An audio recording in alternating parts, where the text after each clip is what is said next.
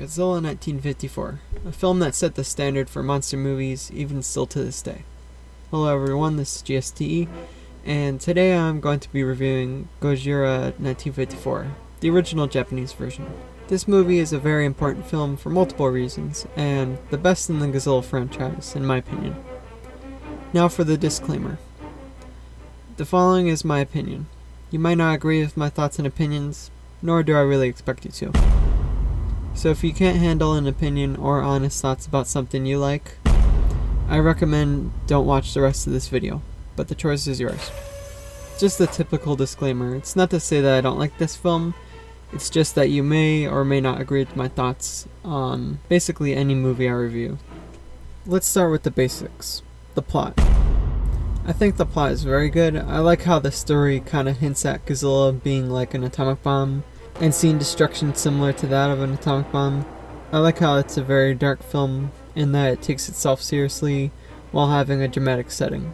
But I do have some stuff that I don't like as much. Some characters kind of don't get a good introduction in the film, and it's not really talked about much in the film. I don't really get why Serizawa wanted to tell the lady about the oxygen destroyer if it's potentially more dangerous than an atomic bomb. That part wasn't really explained and didn't really make sense to me. I don't get why the other scientist guy doesn't want Godzilla to be killed, since he never actually presents any ideas of safely studying Godzilla, even after seeing all the destruction Godzilla's caused.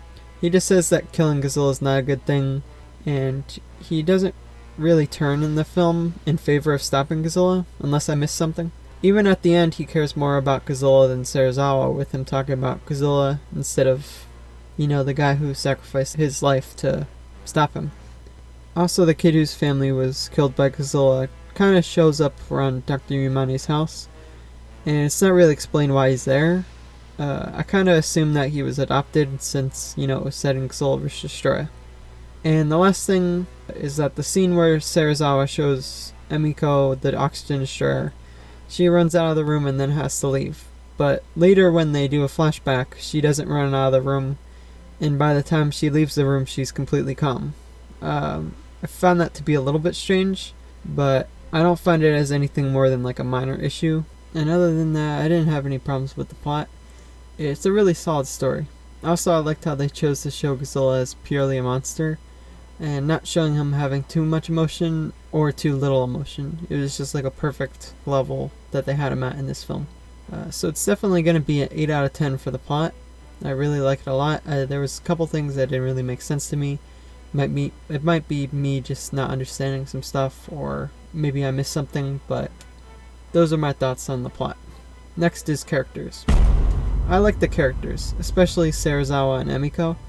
Of course, I feel like some of the characters didn't really get a good intro into the film, but once they are in the film, they are good. And even though Dr. Yamane's motivation doesn't exactly make sense to me, I still think he was a pretty good character. I like all of his lines, and I think his place in the film is pretty good. I do think that Emiko's acting is sometimes not that good, and sometimes it feels like acting when she's sad or crying, but she's still a really good character, and that's only like 2 or 3 scenes out of like dozens and dozens of scenes. The kid whose family died from Godzilla is a pretty good character. He doesn't really do much in the film, but he's pretty good while he's on screen and stuff. The guy who's around sometimes in the film, I forgot his name, but he's like on the boat at the end, and he's in the film. I can't really pronounce his name, but he's a good character too. I'll probably have a picture of him or something right here. So for characters, I think I'll give it a 7.5 out of 10. It's pretty good, and I liked a lot of the characters in this film. Next is designs. My favorite Godzilla design is Godzilla in 1954, mostly the full suit design. But I do think that the puppet Godzilla is used a little bit too much, and it does look like a puppet a lot most of the time. But the suit design is very menacing and very good. The model buildings are very good, as well as some vehicles. So for designs, it's going to be an 8.5 out of 10. Next we have monster scenes.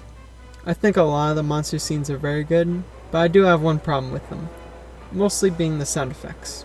They mainly use the sound effects of stomping when Godzilla is underwater, or during Godzilla's first scene with him looking over the hill, but they don't use the stomping sound effects during the rampage scenes, which I found to be a little bit strange, and sometimes it's completely quiet without music.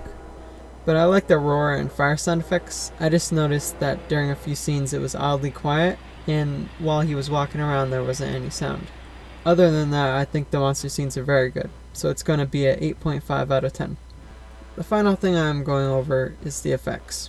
The effects are pretty good, like the ones of him looking over the mountain, and some of the people being in the city that Godzilla is destroying, and Godzilla's atomic breath. But nothing is really monumental in the monster movie genre. King Kong did this and a lot more 20 years before. And a year before Gojira, the film that actually inspired Godzilla, The Beast from 20,000 Fathoms, had amazing special effects.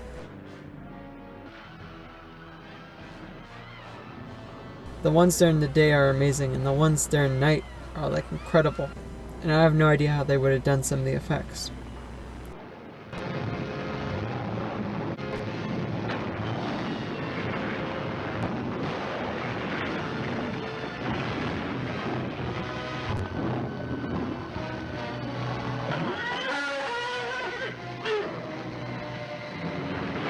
So while Gojira's effects are really good and some are really impressive, it's gonna have to be an 8 out of 10 since the effects are very good overall, but there's nothing like really exceptional to make this a 9 or a 10 for like effects.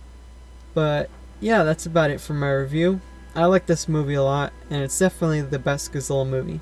And the Godzilla suit is my favorite design out of all the Godzilla designs. I just wanted to point out some things I liked, as well as some things that I didn't really like as much. These things are not to say that I didn't like certain parts of the movie just because I pointed out some things in the film. I'm just pointing them out because I think it's good to point out things equally in films that I like as well as films that I don't. Like I said in my disclaimer, you may not agree with my thoughts on this film, nor do I really expect you to. And as you can see, my rating for this film comes out to an 8.1 out of 10, which right now I'll let you know is the highest score that I give a Godzilla film, from this one all the way to Godzilla vs. Destroyer. And that's about it for this review. Thank you for watching, and see you guys later.